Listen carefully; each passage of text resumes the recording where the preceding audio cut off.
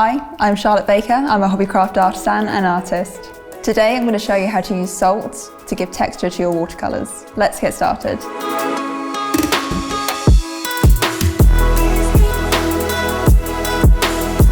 Subscribe to the Hobbycraft channel and click the bell icon to be notified of future videos.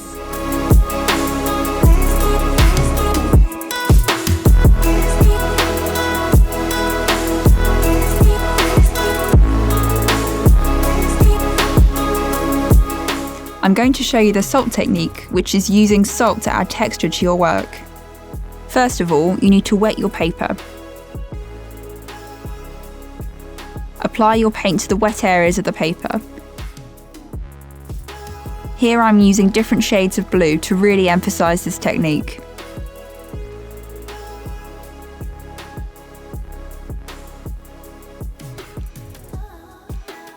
Grab your salt and sprinkle it on. It will take about 10 minutes to take effect. And it will then look something like this. For more watercolour techniques and inspiration, head over to hobbycraft.co.uk/ideas.